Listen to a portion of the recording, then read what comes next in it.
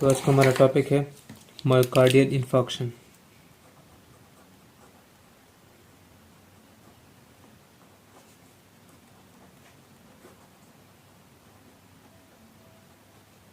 Myocardial infarction, ठीक है। तो अगर हम सिंपल वर्ड्स में बयान करें तो हमारे पास ये डेफिनेशन आती है। Myo mean muscles, cardial mean cardiac, mean cardiac muscles. Infarction mean death, and here is accidental death, so we will call necrosis. So it is cardiac muscles necrosis. और अगर हम इसे और आसान अल्फाज में बयान करें तो हम इसे कुछ इस तरह से बयान करेंगे कि heart contractile tissues death. Okay, कि हार्ट के जो कॉन्ट्रैक्टाइल टिश्यूज है उनकी डेथ हो गई। इसे हम क्या कहते हैं? Myocardial infarction. कौन सी टाइप की नेक्रोसिस होगी, कैसे होगी, वो हम आगे डिटेल में डिस्कस करेंगे। तो मायोकार्डियल इन्फॉक्शन में हमारे पास सबसे पहले जो टॉपिक आता है उसे हम कहते हैं एपिडेमियोलॉजी।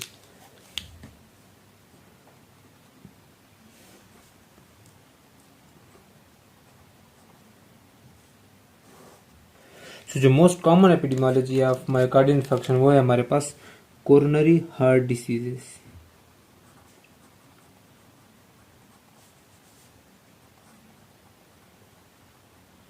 जैसे कि एथेरोस्क्लेरोसिस।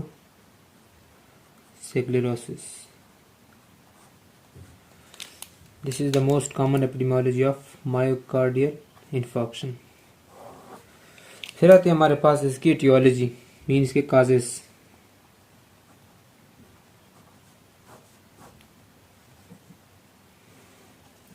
तो काजेज में हमारे पास बहुत सारे रिस्क फैक्टर्स आ जाते हैं, जैसे कि smoking, obesity,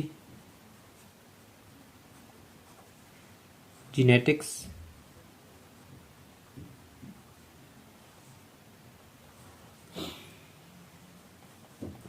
high cholesterol, high blood pressure, hypertension and diabetes. तो ये हमारे पास इसके रिस्क फैक्टर आ जाते हैं, इसकी टियोलॉजीज आ जाती हैं मायोकार्डियल इन्फॉक्शन की, जिनकी वजह से मायोकार्डियम के अंदर सेल्स के जो टिश्यूज हैं उनकी डेथ हो सकती है।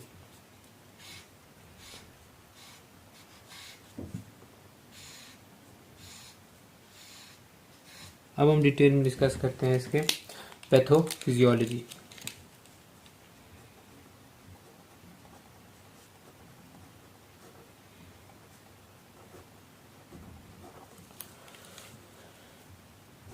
Pathophysiology of myocardial infarction.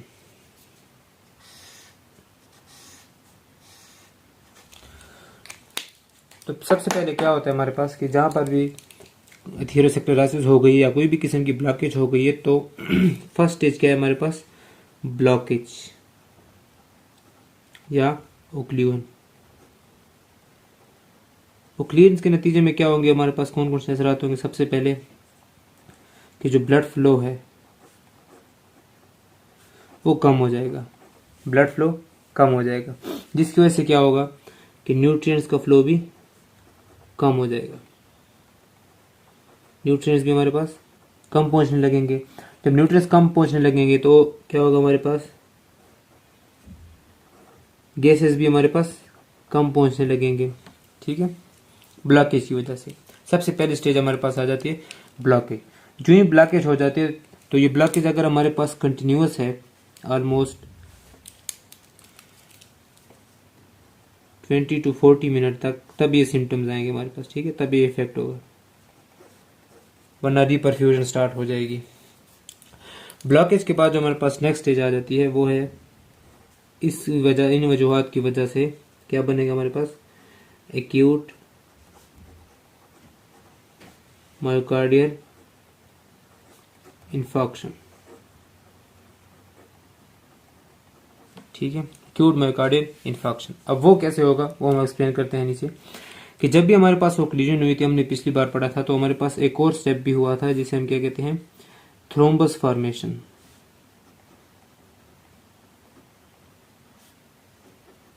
ठीक है, मीन्स के क्लॉटिंग हो जाएगी वहाँ पे।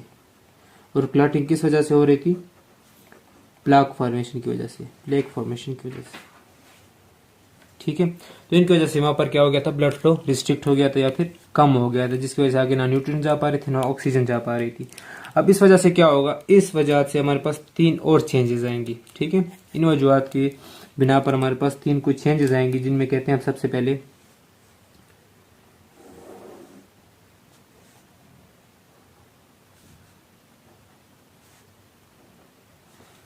जो हमारे पास चेंज आएगी वो क्या है? सर्कुलेमा डिस्ट्रप्शन।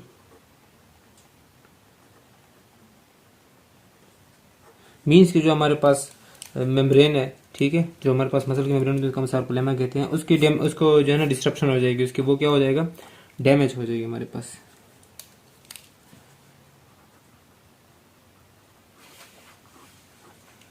ये क्या कर रही थी? हमारे पास एक्स्ट्रा सेलुलर और सेलुलर को एक दूसरे से सेपरेट कर रही थी। अब ये हमारे पास डैमेज हो गई। जब हमारे पास डैमेज हो गई तो न्यूट्रिएंट्स वगैरह सब कुछ जो है ना वो इम्बैलेंस हो जाएंगे, इलेक्ट्रोलाइट्स वगैरह का इम्बैलेंस हो जाएगा, जिसकी वजह से क्या होगा हमारे पास नेक्स्ट स्टेज में कि जो हमारे पास कॉन्ट्रेक्टाइल जो कॉन्ट्रेक्टाइल यूनिट्स है, जिनको हम कहते हैं मायोफिब्रिल्स, उनकी क्या हो जाएगी? रिलैक्सेशन हो जाएगी।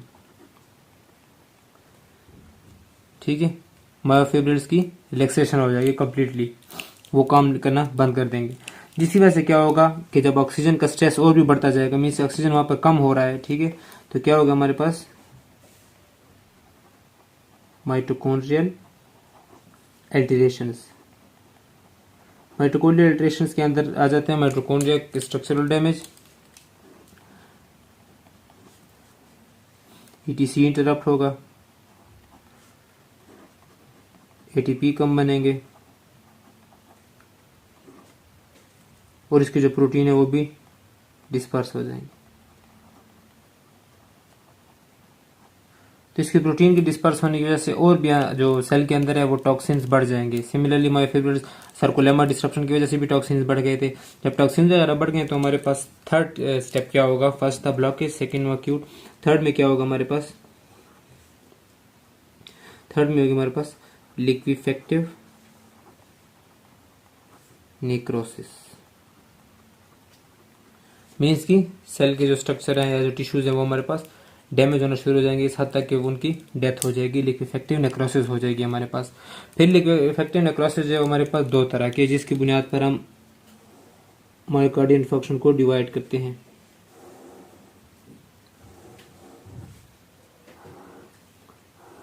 ठीक है, इनको हम नेक्स्ट पेज पे एक्सप्लेन करते हैं, मायोकार्डियल लिक्विफेक्टिव नेक्रोसिस को। ठीक है, तो लिक्विफेक्टिव नेक्रोसिस कौन सा स्टेप था हमारे पास? Third step.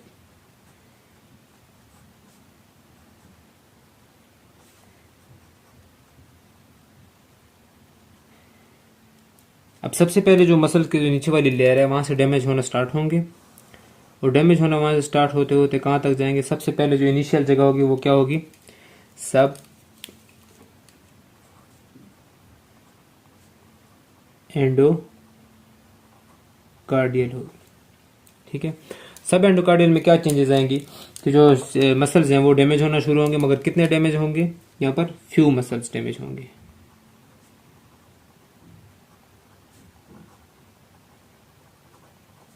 फिर क्या होगा हमारे पास? जो ST सेगमेंट है उसकी क्या होगी हमारे पास? डिप्रेशन होगी। इस तरह के मायोकार्डियल इन्फार्क्शन को हम क्या कहते हैं? सब एंडोकार्डियल मायोकार्डियल इन्फार्क्शन। ठीक है, और एक और नाम भी देते हैं हम इसको, non ST segment elevation myocardial infarction. ठीक है, ये दो हम नाम से इनको रिप्रेजेंट करते हैं इस तरह के नेक्रोसिस को। और अगर वो नेक्रोसिस बढ़ता हुआ चला जाए एंडोकार्डियम की तरफ तो फिर हम उसे क्या कहते हैं? एपिकार्डियम की तरफ चला जाए तो फिर हम उसे क्या कहते हैं? सब एपिकार्डियल लिक्विफेक्टिव नेक्रोसिस। ठीक है,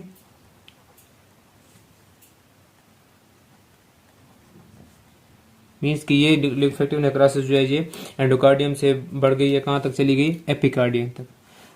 इसमें क्या हो जाता है, कंप्लीट मसल डैमेज,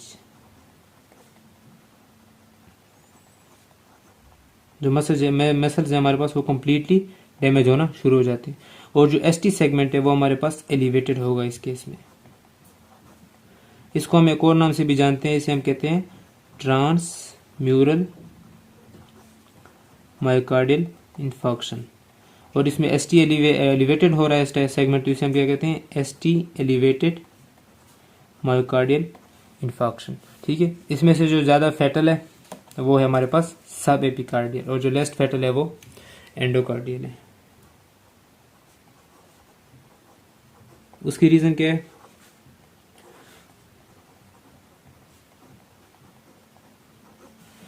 ये लेस फैटल इसलिए है क्योंकि इसमें जो हमारे पास अगर ये जो आर्टरीज हैं ये डैमेज हो भी जाए तो कोलेटरल सर्कुलेशन हमारे पास मौजूद रहती है।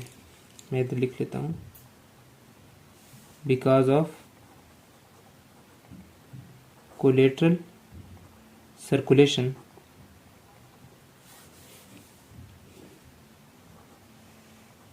Death is delayed. ठीक है, तो इसकी ये रीजन है, ये क्यों लेस फैटल है। और इसमें तो कंप्लीटली हमारे पास डैमेज हो जाएंगे तो कोई कोलेटरल सर्कुलेशन भी ओपन नहीं रहेगी, वो भी हमारे साथ साथ इसके डैमेज हो जाएगी, जिसकी वजह से क्या होगा कि जो हार्ट के मसल्स हैं उनकी नेक्रोसिस हो जाएगी, उनकी डेथ हो जाएगी। और क्योंकि हमारे पास जो हार्ट के मसल्स हैं उनकी रीजनरेशन नहीं होती है तो यहाँ पर हमेशा भी अगर हीलिंग होगी तो एक स्कार टिश्यू बनेगा। ठीक है, जिसकी वजह से जो उस जगह पे स्कार टिश्यू बना है वो तो डैमेज है, मगर उसके अलावा वाला जो टिश्यू है उसकी हाइपरट्रॉफी हो गई होगी तो फर्दर कॉम्प्लिकेशन भी हमारे पास मौजूद होंगी। ये नहीं है कि ये कम्प्लीटली ट्रीट हो गए, इसने फर्दर कॉम्प्लिकेशन को जगह दे दिया राइज होने के लिए। ठीक है, ये हमारे पास इसकी दो टाइप्स थी, सब एपिकार्डियल लिक्विफेक्टिव नेक्रोसिस, और अगर वो लिक्विफेक्टिव नेक्रोसिस सिर्फ एंडोकार्डियम में होगी तो फिर सब एंडोकार्डियम लिक्विफेक्टिव नेक्रोसिस। ठीक है, और नेक्रोसिस कौन सी हो रही है, लिक्विफेक्टिव। अब नेक्स्ट हम इसकी स्टडी करते हैं कि इसको हम डायग्नोस कैसे करेंगे या इसके हमारे पास जो बाकी फीचर्स हैं वो कैसे शो होंगे। तो सबसे पहले हमारे पास है सिम्टम्स इसके डायग्नोस में। ठीक है,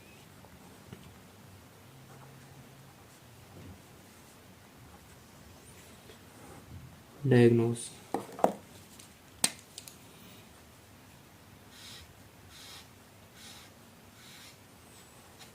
ठीक है, तो डायग्नोस में सबसे पहला हमारे पास है clinical features.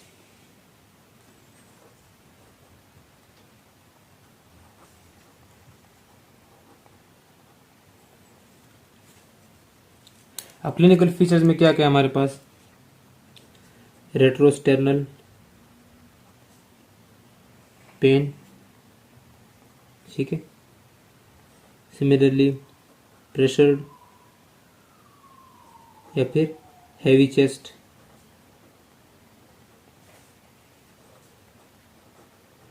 Left side periodic pain, मतलब कुछ मिनट के लिए है फिर कुछ नहीं है। ठीक है, मतलब वक्फे वक्फे से वो गायब हो रहा है वापस आ रहा है, या तो वो परसिस्टेंट होगा लगातार रहेगा या इंटरमीडिएट होगा कि वक्फे वक्फे से चेंज होता रहेगा। और इसका जो पेन होता है ये इंडिपेंडेंट ऑफ पोजिशनल चेंजिंग है।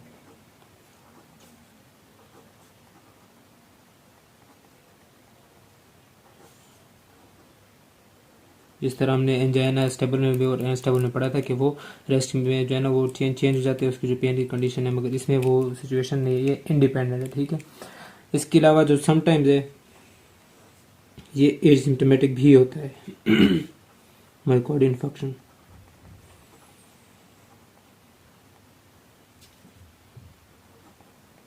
तो ये थे हमारे पास इसके क्लिनिकल फीचर्स। अब हम डिस्कस करते हैं इसके कि ईसीजी से हमें कैसे पता लगेगा। ठीक है, अब ईसीजी में हमारे पास दो केसेस हैं, या तो होगी एसटी एलिवेशन या फिर होगी एसटी डिप्रेशन। बाकी टीवी सेगमेंट में भी उसमें भी चेंज आते हैं कि वो इन्वर्ट हो जाता है, मगर जो ज्यादा विजिबल है, वायबल है और इसकी स्पेसिफिक है तो वो हम एसटी सेगमेंट को देखते हैं। ठीक है, अब ये जो हमारे पास है ईसीजी है, ये जो इंसिडेंट हुआ है तो उसके अप्रोक्सीमेटली 10 मिनट्स के अंदर अंदर हमने ईसीजी इसका रिकॉर्ड करना पड़ेगा। अगर उसके अंदर नहीं होगा तो थोड़ी देर बाद जो रिपरफ्यूजन हो जाएगी हमारे पास, तो दोबारा से सब कुछ नॉर्मल हो जाएगा ईसीजी के अंदर।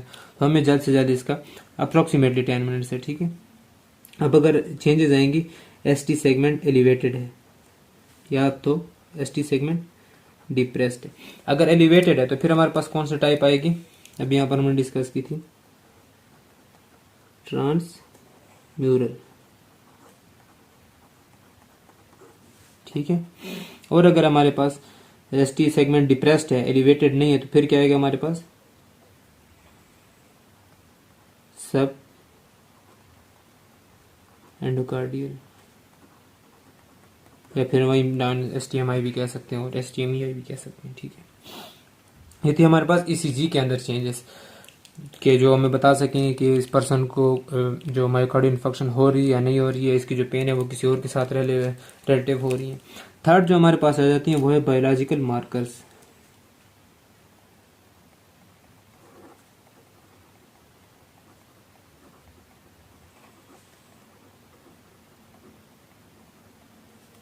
ठीक है, तो बायोलॉजिकल मार्कर्स हमारे पास फर्दर दो टाइप्स के हैं। एक है हमारे पास ट्रोपोनिन्स और एक है हमारे पास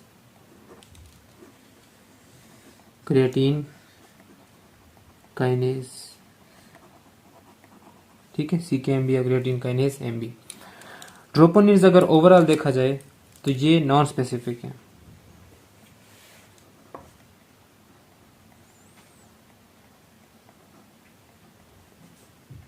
नॉन स्पेसिफिक कैसे कि ट्रोपोनिन्स जो है अगर हमारे पास वहां पर टेंशन होगी इस मसल्स के अंदर तो भी हमारे पास ब्लड में होंगे, और अगर इस्कीमिया होगा तो भी ब्लड में होंगे। तो ओवरऑल जो है ट्रोपोनिन नॉन स्पेसिफिक है, लेकिन जो ट्रोपोनिन आई है हमारे पास वो स्पेसिफिक है टू इस्कीमिया। वो हमें बताएगा कि मायोकार्डियल इन्फेक्शन हुई है कि नहीं हुई है अगर हम ट्रोपोनिन आई का लेवल चेक करेंगे, ठीक है। अब ट्रोपोनिन आई के लेवल चेक करने में भी कुछ कॉम्प्लिकेशंस हैं। वो ये कि इसको लगते हैं टोटल 4 आवर्स लगते हैं ब्लड में पहुंचने तक, और इसी के साथ साथ इसको तकरीबन 24 आवर्स लगते हैं पीक मैक्स वैल्यू अटेन करने के लिए, मीन्स के चेंजेस लाने के लिए, ठीक है। और वापस दोबारा से हमारे पास 7 to 10 डेज के अंदर नॉर्मल पे आ जाता है। मगर उसके पेशेंट की ट्रीटमेंट के लिए हम 4 आवर्स तक वेट नहीं कर सकते, तो हम ईसीजी और क्लिनिकल फीचर्स की बुनियाद के ऊपर उसका ट्रीटमेंट स्टार्ट कर देंगे, ठीक है। फिर आता है हमारे पास creatine kinase MB. Creatine kinase क्या जो एमबी है हमारे पास, इसके जो ऑलमोस्ट रीचिंग है वो ये नॉन सेंसिटिव है और नॉन स्पेसिफिक है इसके मुकाबले में, less specific and less sensitive. इसको जो टाइम लगता है ना ब्लड तक पहुंचने में तो वो है ऑलमोस्ट 6 आवर्स। 6 आवर्स के अंदर मसल के डैमेज होने के बाद ये ब्लड के अंदर पहुंच जाएगा। फिर क्या होगा हमारे पास, अब मैक्स वैल्यू जो ये अटेन करता है तो मैक्स वैल्यू को अटेन करने में इसको टाइम लग जाता है तकरीबन 16 आवर्स तक।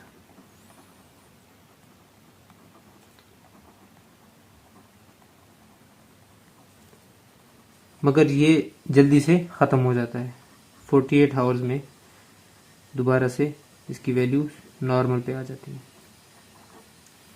ठीक है। तो अगर हम फॉर एग्जांपल हमने किसी पेशेंट का चेक किया है, ब्लड बायोलॉजिकल ब्लड मार्कर्स हमने चेक किए और हमें ये नज़र आया कि 3rd डे में भी मौजूद है क्रिएटिन काइनेज, तो इसका क्या मतलब है कि ये सेकेंड अटैक है, ठीक है। मीन्स कि क्रिएटिन काइनेज जो है इट इज स्पेसिफिक फॉर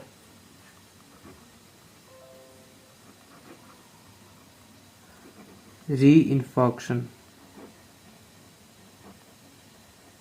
ठीक है, mean second attack. Important point, ठीक है।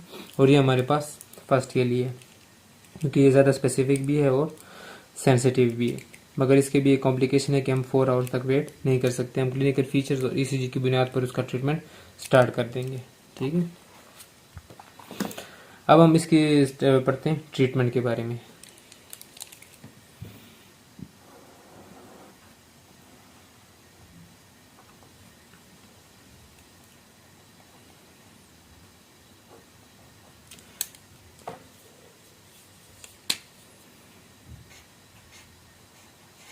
तो ट्रीटमेंट में हमारे पास दो किस्म के ट्रीटमेंट आ जाते हैं, एक एक्यूट मैनेजमेंट जो हमने उसी वक्त करनी होती है, और एक हमारे पास लॉन्ग टर्म। ठीक है, सबसे पहले हम डिस्कस करते हैं एक्यूट मैनेजमेंट को।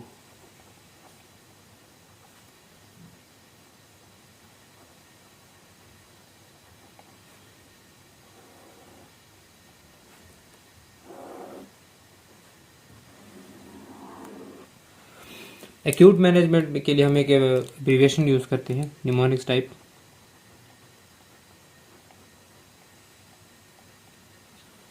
ठीक है, इसमें हमारे पास ये 5 टाइप की ड्रग्स मौजूद होते हैं, मगर इनकी जो एक्यूरेट जो हमारे पास मतलब आप कह सकते हैं ऑर्डर है वो ये वाला नहीं है, मगर ये याद करने के लिए आसान है तो इसलिए ये लिखा जाता है। सबसे पहले आते हैं हमारे पास एम। यहाँ इसके मुताबिक एक्यूरेट में एंड में लिख दूंगा। M means मॉर्फिन्स। मॉर्फिन्स क्या काम करेंगे, हम पेन के लिए देंगे, और समटाइम हम एंग्जाइलेटिक ड्रग्स भी दे देते हैं जैसे कि बेंजोडाइजेपाइंस, अगर वो पेशेंट जो है वो ज़्यादा एंग्शियस है तभी। सेकेंड आते हैं हमारे पास ओ मीन ऑक्सीजन। हम उसे ऑक्सीजन पे रखेंगे, सेचुरेशन होगी ग्रेटर देन 94%। ठीक है, और हम ये 6 लीटर पर मिनट देंगे, और अगर उसे लंग्स कोई प्रॉब्लम होगी तो हम 4 लीटर पर मिनट देंगे। मॉर्फिन जो है उसकी जो हमारे पास नॉर्मल इस कंडीशन में देंगे तो वो है 2 to 4 milligram. Then we have an means nitroglycerine. ये हमारे पास ब्लड वेसल डायलेटर्स है, तो ये ब्लड वेसल्स को डायलेट करता है। इसकी जो नॉर्मल मिकदार है जो हम इसको ओरली देंगे वो है 0.3 to 0.6 मिलीग्राम।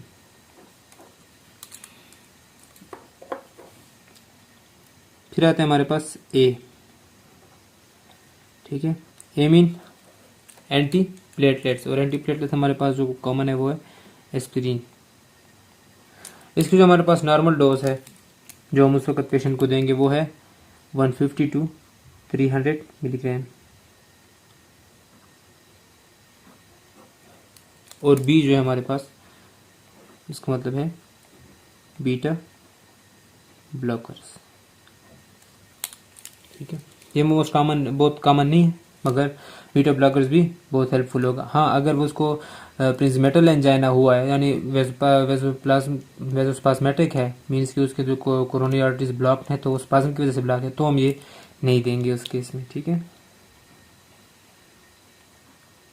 Not for वेजोस्पाज्म।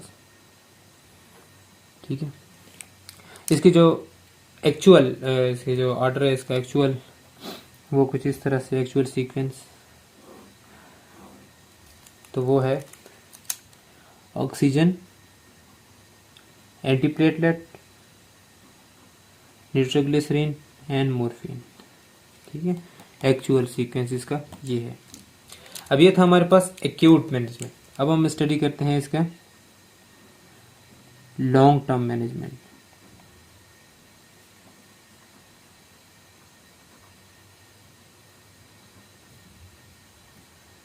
कि मीन्स लॉन्ग टर्म के लिए हमने इस पेशेंट को मैनेज करना है तो हम कैसे मैनेज करेंगे इस डिसीज से उसको बचाने के लिए। तो उसमें आ जाते हैं 2 किस्म के केसेस, एक रिपरफ्यूजन,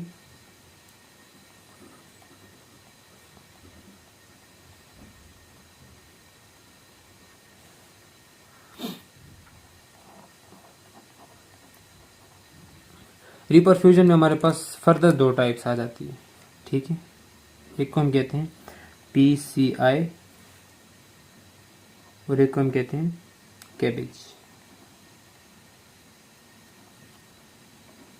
PCI हमें जो बताता है वो है परक्यूटेनियस कोरोनरी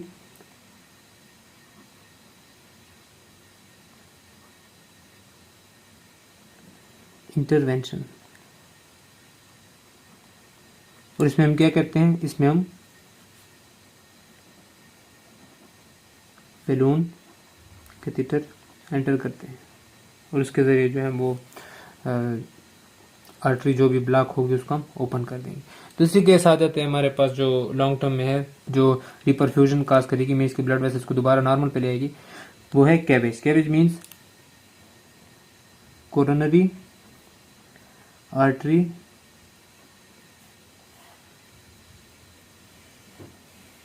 बाईपास ग्रेफ्टिंग। इसमें क्या करते हैं हम कि जो दूसरी जगह से हम वेसल्स लेकर इस जगह पे क्राफ्ट कर देते हैं जहाँ पे कोई भी ब्लॉकेज हो चुकी है। जो मोस्ट कॉमन जो ग्राफ्टेड एरिया है जहाँ से हम ग्राफ्ट करते हैं वो है सेफनेस वेन, ठीक है। और जो मोस्ट कॉमन है जहाँ पे अक्सर जो है ना ग्राफ्टिंग की जाती है वो है एल, जो हमारे पास लेफ्ट डिसेंडिंग आर्टरी है, ठीक है, LDA।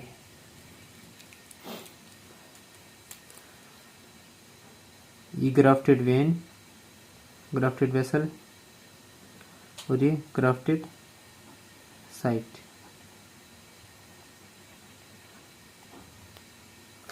अदर्स में हमारे पास आ जाते हैं कि फॉर एग्जांपल अगर ये लिपिड की वजह से हुआ था, मायोकार्डियल इन्फेक्शन लिपिड के हाई होने की वजह से हुआ था, तो हम लिपिड को कम करेंगे। इसके लिए हम देंगे उसे स्टेटिन्स, ठीक है। अगर तो ये हमारे पास थ्रोम्बस की वजह से, तो फिर हम क्या देंगे इसको, एंटीप्लेटलेट्स जैसे कि एस्पाइरिन। लॉन्ग टर्म है ये सारे, ठीक है।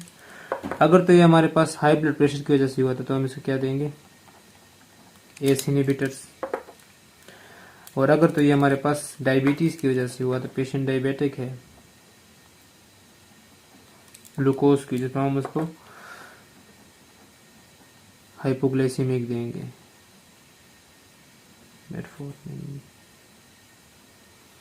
ठीक है। तो ये हमारे पास डिपेंड करता है कि वो उसकी एटियोलॉजी का है, कौन सी काज की वजह से हो रहा है। बाकी जो जेनेटिक्स है उसको हम ट्रीट नहीं कर सकते हैं। इसके अलावा उसके अंदर अगर हम लाइफस्टाइल चेंजेस लें तो स्मोकिंग का इफेक्ट भी कम कर सकते हैं कि वो स्मोकिंग को छोड़ दे, ठीक है। एपिडेमियोलॉजी हमने स्टडी की है इसकी, एटियोलॉजी, पैथोफिजियोलॉजी। पैथोफिजियोलॉजी में हमने डिस्कस किया है कि इसके इफेक्ट नेक्रोसिस दो जगह पे होगी, सब एंडोकार्डियल रीजन में और सब एपिकार्डियल रीजन में।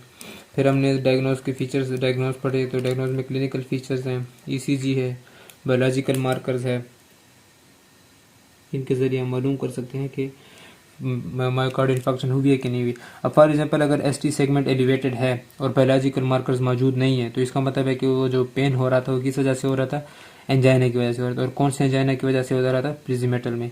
सिमिलरली अगर हम देखते हैं कि वहाँ पे एसटी एलिवेशन नहीं है, मीन्स कि एसटी डिप्रेशन है, और उसको उसमें ब्लड में हमने देखा तो बायोलॉजिकल मार्कर्स भी नहीं है, तो फिर इसकी सिचुएशन में हम क्या डिक्लेयर करें कि इसकी डायग्नोसिस क्या हुई है प्रॉब्लम की, कि इसको स्टेबल एंजाइना है। और अगर इन दोनों में से कोई भी हो जाएगा तो फिर क्या होगा हमारे पास, अनस्टेबल एंजाइना। अगर वो पोजिशनल चेंजेस में कोई पेन के ऊपर अफेक्ट नहीं हो रहा तब वो अनस्टेबल एंजाइना होगा, ठीक है। और अगर हम देखते हैं कि उसके अंदर एलिवेशन नहीं है लेकिन बायोलॉजिकल मार्कर्स मौजूद हैं तो फिर क्या है हमारे पास, सब एंडोकार्डियल है, मीन्स के नॉन एसटी सेगमेंट एलिवेटेड है। और अगर उसके अंदर एसटी सेगमेंट के एलिवेशन भी मौजूद है और बायोलॉजिकल मार्कर्स भी मौजूद है तो इसका मतलब है कि ये जो मायोकार्डियल इन्फेक्शन हुई है ये सब एपिकार्डियल हुई है, मीन्स के टोटल कंप्लीट मसल डैमेज हुआ है इसके अंदर। तो ये थे हमारे पास मायोकार्डियल इन्फेक्शन के बारे में।